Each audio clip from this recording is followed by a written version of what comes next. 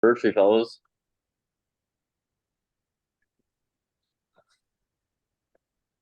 Ladies and gentlemen, boys and girls, welcome to the 1 year anniversary episode pod number 52, folks. 52 weeks of the Husker Hype Radio podcast. I'm Eddie Rosenthal, joined by E-Rock and Aaron Worsfold. And folks, do we got a good one today? A few key talking points that we're going to talk about, believe it or not, because this is a podcast. So let's talk about it.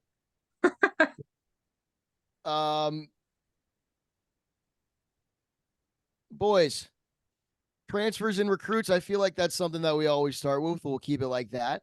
In the transfer portal, Ruquan Buckley is now a Michigan State Spartan. I think it was probably at the beginning of winter when Ruquan switched from defensive line to offensive line. And apparently Ruquan didn't like that. And now he's going to Michigan State. Is he going to play defensive line there or offensive? I think they recruited him for defensive line. That's probably why he went there. Yeah, I feel like that's the big thing, is where he was kind of a backup or a rotating guy on both ends. And if we know what our offensive line is going to be like this year, or what they want it to be, is they want a solid 5 guys. And I don't think that at any point in time Ruquan broke that maybe top 6 or 7 unit. Maybe not even 8 or 9. Yeah. I mean, that's a train. It sucks for him to where it's like, okay, I could maybe have a position or a chance to play on the offense. He didn't do bad on defense last year, I didn't think. He had some good plays and was in a few moments where he made some key plays, but yeah, just to get more depth, I guess. But he didn't want to be a depth guy. He wanted to start. So he's now at Michigan State with Jonathan Scott. Is that their new head coach? No, Jonathan something. Smith. no Jonathan idea. Smith. Where's he from? Oregon State. Mm. Yeah. He was a grad from Oregon State, bro. Just played at Oregon State, I think, and then just went up and left. Hung him dry. But I mean, it's tough for him though. If Oregon State still doesn't have a fucking conference. Yeah, we know the last Oregon State coach that came to the old Big Ten. We saw what happened there. Yeah, yeah. Not too good. We want to talk about that really quick little sidebar. You hear the Mike Riley news? Mm-mm. He's now part of the college football playoff committee. Damn.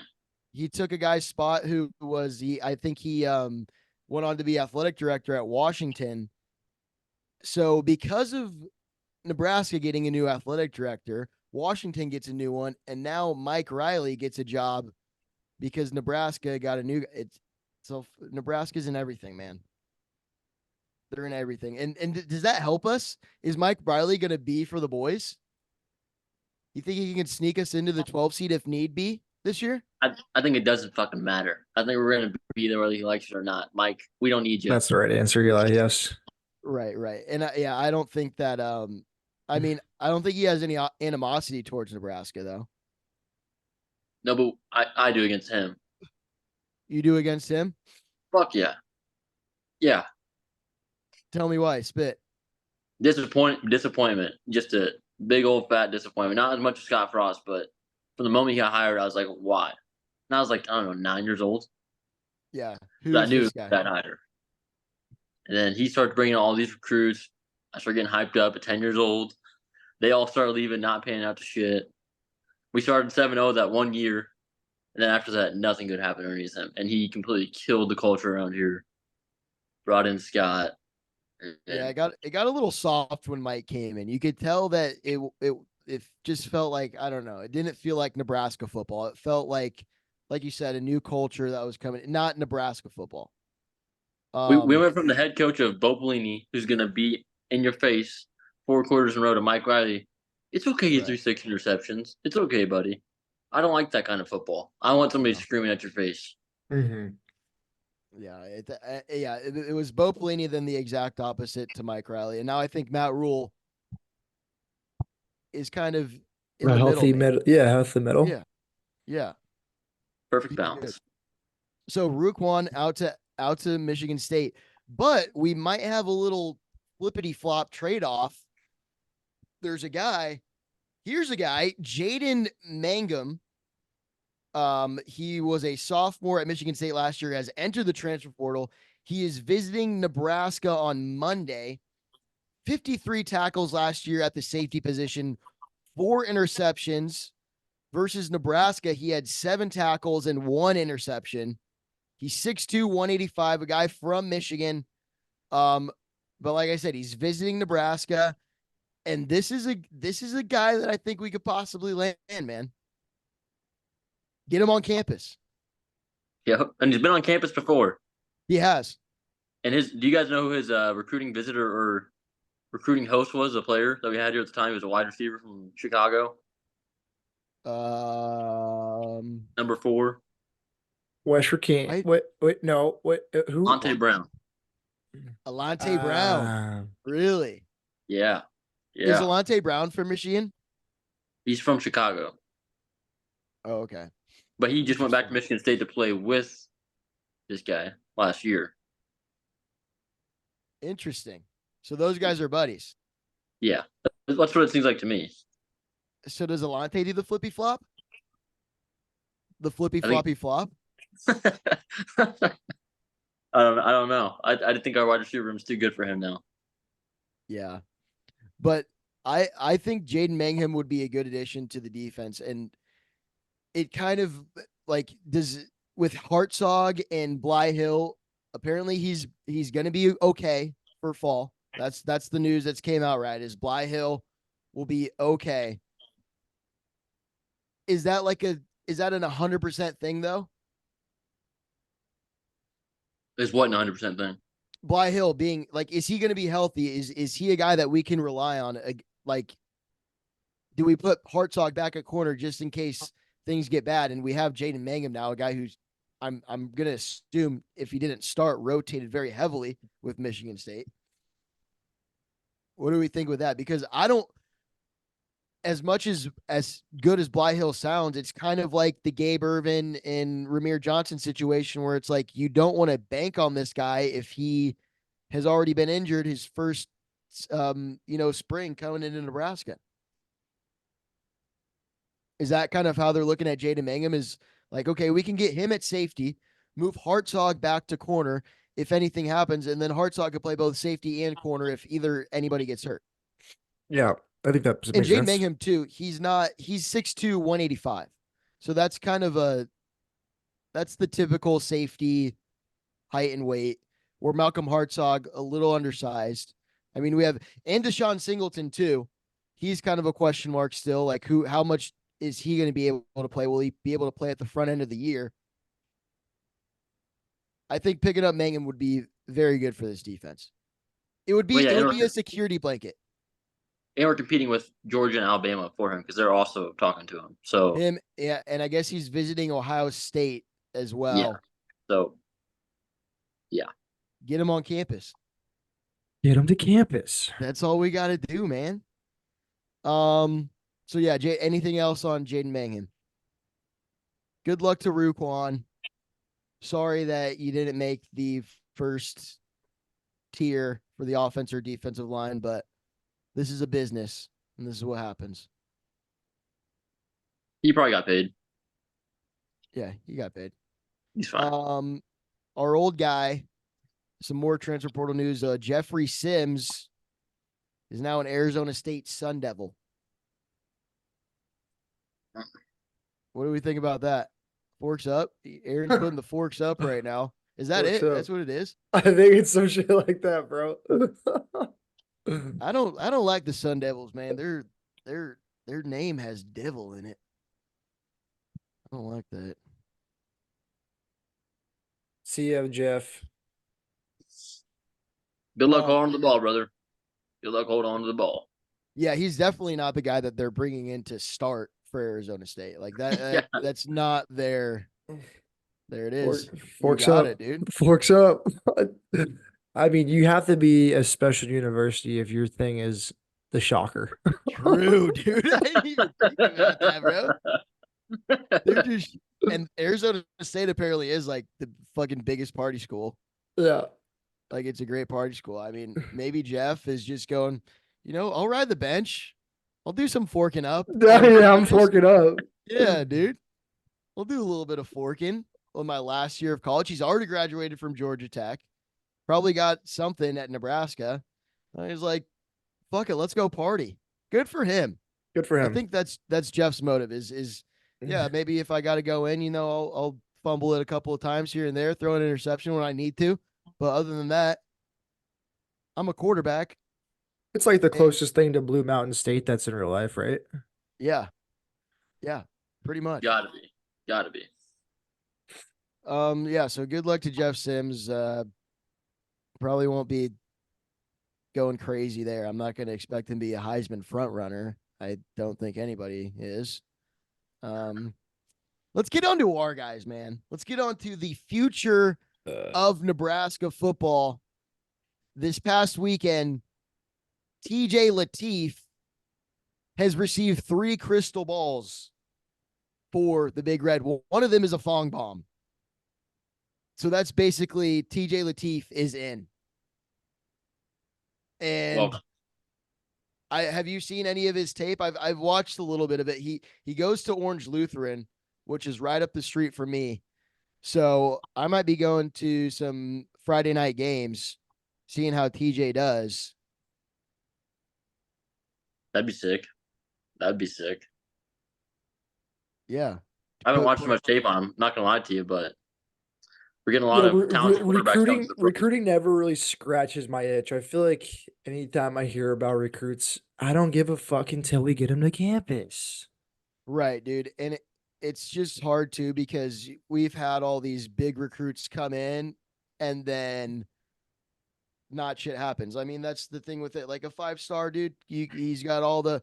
Who was that quarterback who went to like USC, then he went to Georgia, and then he went to West Virginia? Jackson Dart.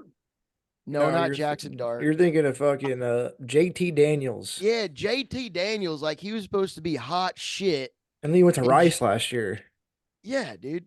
And it's like he was a 5-star guy coming out. He was from around here too. But it's just you never can really be too hyped about a 5-star. I mean, unless it's I don't know. Michael Terry. His name is Michael Terry. He's a 5-star. He visited this past weekend, and that boy's fired up by Matt Rule and staff. So yeah. Unless it's him, then we're fired up. Yeah, I'll get fired up about Michael Terry. That dude, he basically posted a commitment video. Yeah, it looks like it. It looks like it. Where he was like, "Oh, Matt Rule, he's not playing around." I think wasn't that the caption? It was like, "Matt Rule and Nebraska are not playing around." Like it's not fair. He said something like that. Number 1 athlete in the country. Yep.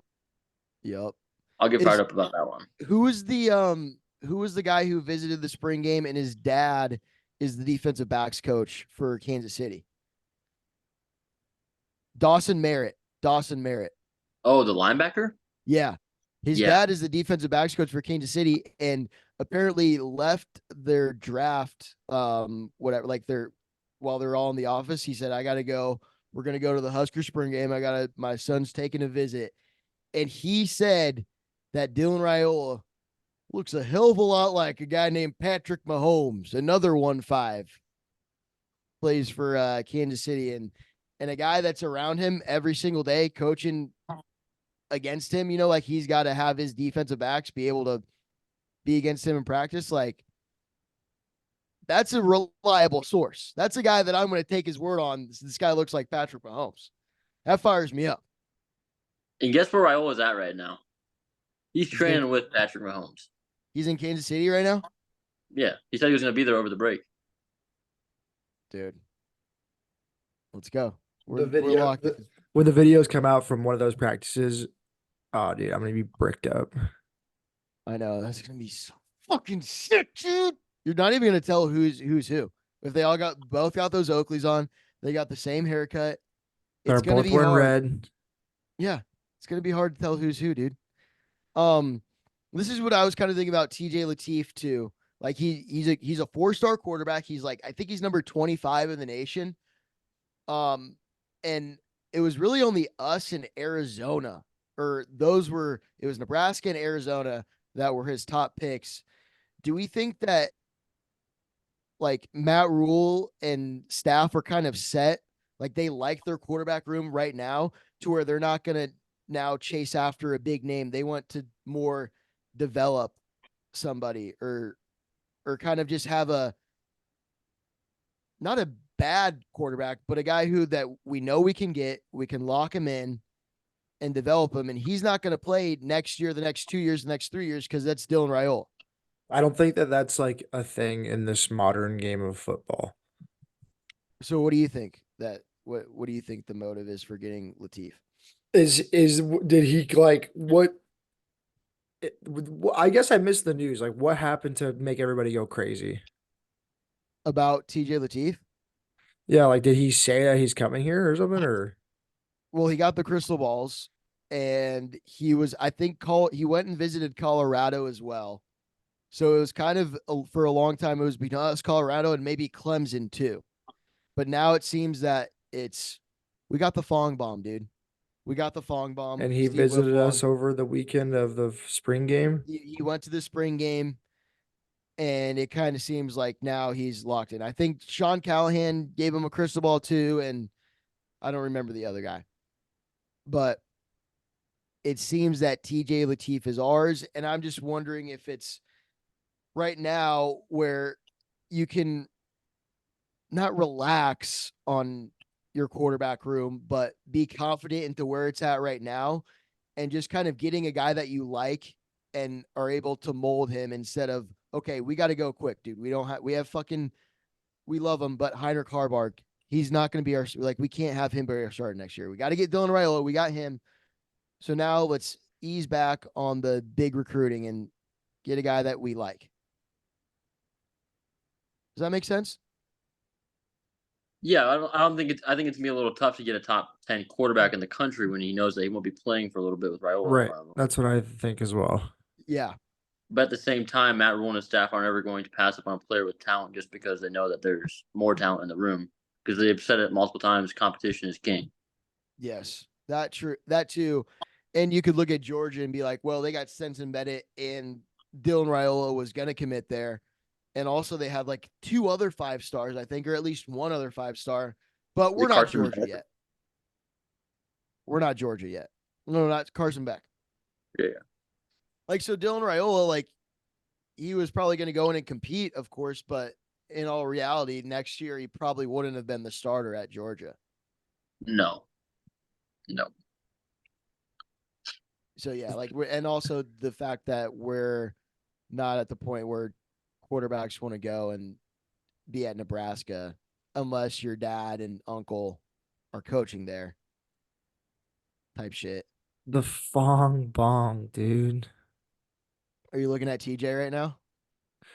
Yeah, I just find it so like the season's so far away, just like even his senior year, and then like I don't know. I just one of those. Like I said, I don't really care for recruiting, so hopefully we get him. But if not, I'm not too worried about it. Next man up. Next man up. Okay, Aaron, we know you don't like recruiting, but let's talk about the Husker assistant coaches going to these local Nebraska Well, schools. I guess like what do you think that people come to Husker Hype Radio to hear us talk about people that are being recruited? I mean, yeah, it's news. This is Nebraska football news, and it's a slow season. We can go to something else, but right now this is kind of the news that's in capital N. We can what did you have in mind to talk about?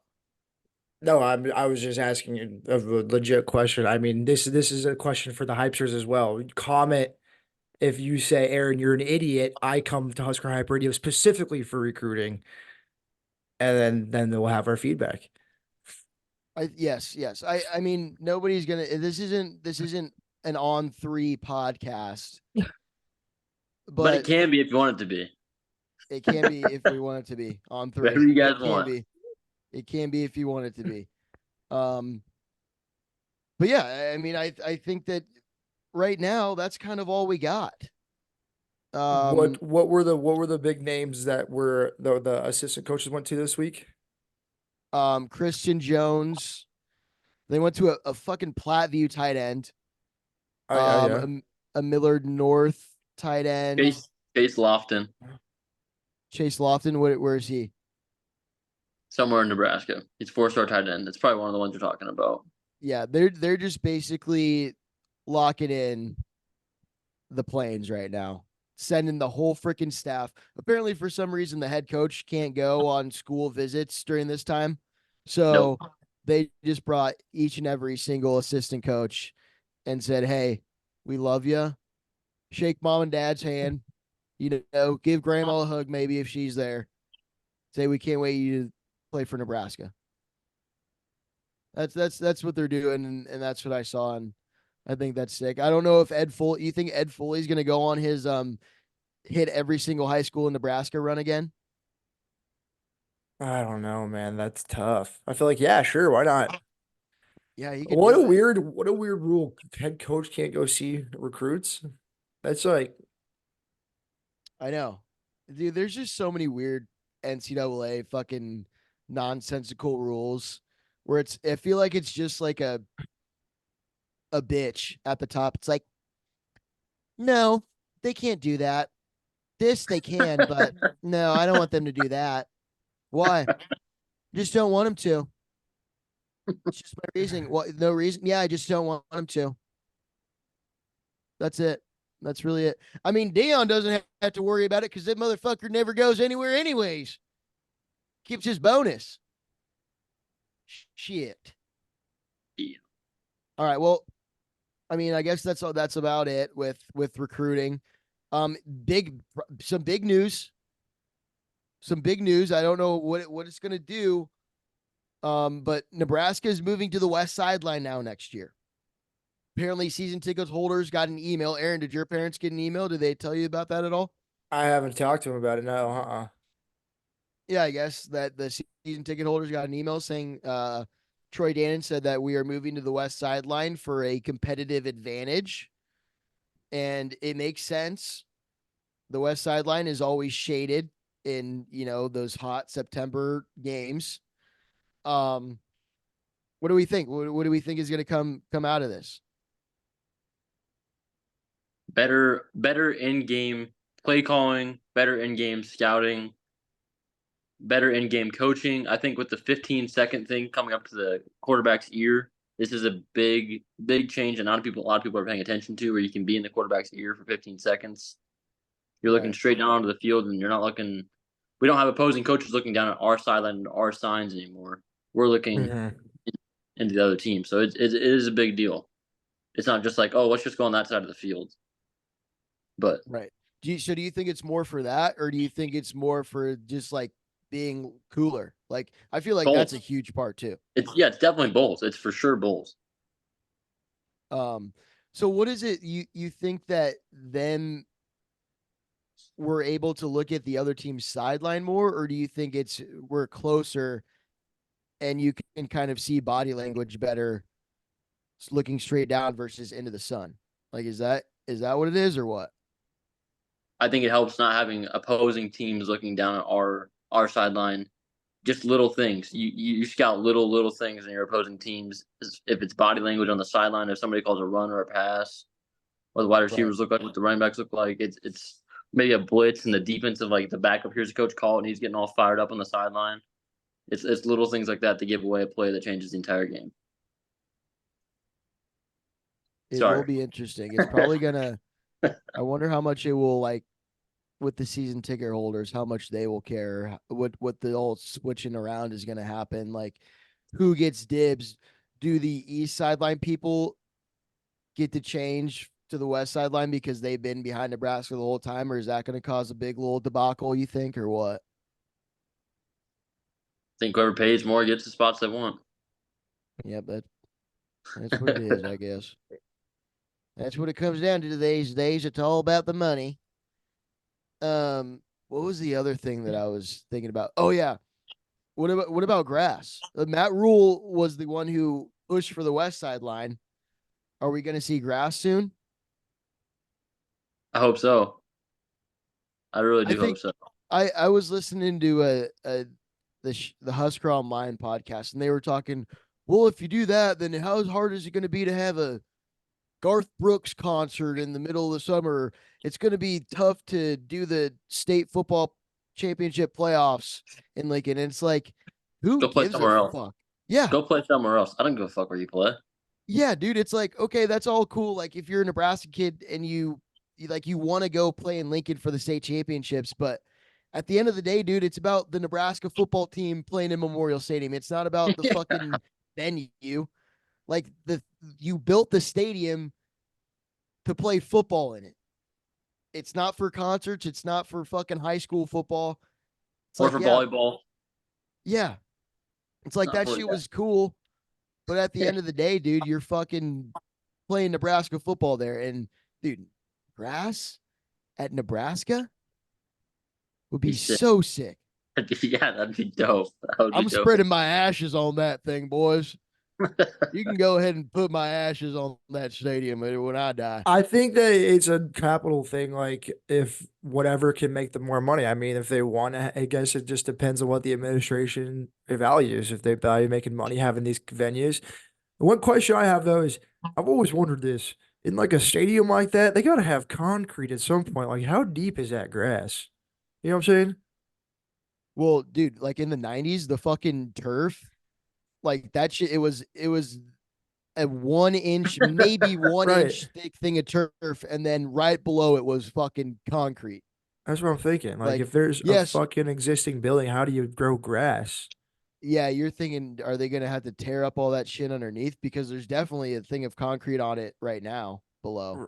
Right. And like a bunch of probably like other shit below it too, right?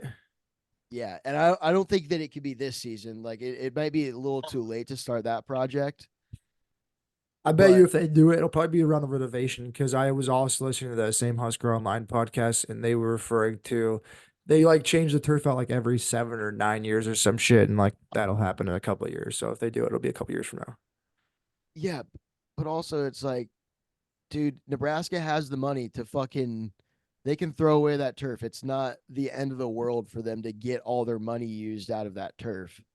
Like, and if it does really help player safety and all the NFL stadiums or most all NFL stadiums have it now because of player safety, it's like, why do we fucking not, dude? If we want to be one of the best. I don't think that that's true. Most What? NFL stadiums have grass. Well, I think it's getting pushed towards that because it there's a like there's Actually, a I high think I correlation. think it's the exact opposite because everybody's pissed off right now because like a bunch of because the World Cup is coming into the America. I don't know what year it is. Shoot. 2028 or something. It's not well, it's not it wouldn't be this oh, it's I think it's 2026 because it's every other year of the Olympics because this year's the Olympics. Because like MetLife and a bunch of NFL stadiums are bringing in grass because they currently have turf, but they're bringing in grass for the soccer World Cup shit. And so the NFL players were pissed off because they're like, wait, you can bring grass in for the World Cup, but we can't just have grass here all the time. Right, dude. Like soccer teams will refuse to play on Yeah. turf. So it's I just look it's 15 15 stadiums use natural grass, 15 use synthetic turf. So it's half and half. And there's like of course the Giants and the Yeah. Jets that share and And the probably LA. another team. But yeah, so it's like dude, fucking put some damn turf in that or some grass in that shit. And I just think that that will I don't know, man. Just another Dude, recruiting pitch. Come here. You get to play on natural grass. NFL right. players like to play on it. You get to They're play on grass practicing. here. Their practice fields are grass. You know, Matt Rule said, no, we need our practice fields to be grass. So I think it's definitely at some point it will be grass. Not this year, but pretty soon. We're just talking grass. What kind of grass? We doing Kentucky blue or what? Fuck Kentucky. You can't have any Kentucky shit in our stadium. Dude, you got My dude. my only last serious thing on that is that these players are an investment now. Rio's probably getting paid $1 million a year at least. If somebody like that gets hurt, there goes $1 million. You're gonna say fuck the turf. I don't give a fuck what it takes. If an Aaron Rodgers injury happens, if that happens, I'm going to kill myself. I want to put that on here right now. If that happens, I will kill myself. But Okay. anyway, if that happens for Iowa, everybody's gonna be like, fuck the concert, fuck everything. I want grass. What about this? We weave corn stalks, Now we're and we talking. have the first ever Now we're talking. cornfield. We do a fucking cornfield, dude. And then the end zone, you can't see in that shit. It's just fucking corn stalks all the way up. And the only way to really you can't pass into the end zone. You're gonna have to fucking run the ball into that end zone. And I think that would be something cool that maybe have to get the NCAA behind that, but Bro, that would be kind of dope though if we had rows of court. Like you know how Georgia has like between the hedges. yeah, If we had between the husks or some shit or between the dude, stalks. That'd be we sick. should get some corn stalks in that fucking stadium, dude. I mean, like maybe down the tunnel walk, like Oh. far like to Or down like you there, know and then like those big like cement things behind both those sidelines. I feel like there's room for some corn. yeah, we're talking, dude. When you go The through the tunnel players walk, you just go touch the through a corn. fucking Yeah, thing of corn, bro. that And would be you got sick. fucking Ty Robinson and Nash is eating fucking corn off the cob, bro. Oh my gosh, Did I we just got to did bring this up. We got to bring this up, dude. Troy, call us, dude.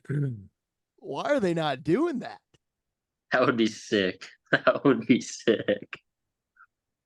Oh gosh, I would. They need to allow ears of corn into the stadium so that you can, you know, we just got to get corn in that stadium somehow, man. I think We you're really right. do, really do. Or a little corn shucking competition during halftime. We get the best corn shuckers in the state out on the 50-yard line. Just fucking have them shuck until their hands fall off. That'll take too long. That'll take too long. Those boys are Yeah, built different. West yeah, that's Nebraska. right. Yeah, it's gonna take all damn night, boy. Give me a 12 pack of Bush Lights, and I'll sit there all damn night and shuck some corn. Cornhead Lager. Well, that's our idea, and I think that that's actually the best idea. Fucking corn stalks in the stadium, dude. Come on, baby. Um, what else do we got here? I got two more little things to talk about. Do you see this on the draft, Aaron? Yeah. Which one do you want to go with? I think they're both good. Okay. I How like much time Dion. do we have? Have we hit 10 we yet? have 6:30. Oh, you guys don't see the timer ever? No, we Ever. used to. I used to be able to see it, but Oh it fuck. doesn't I do should it probably be anymore. saying that from now on. That yeah, there's 6 minutes and 20 seconds left. Um. All right. Well, let's start with So let's let's start get with the Dion Twitter beef because that's a little more yeah, college football. yeah, the Dion Twitter beef. It was last week. I think it was the day after we recorded last week. But does anybody want to explain it? Dion's a piece of shit. He doesn't care about your players. So if you're thinking about going to Colorado, don't go there.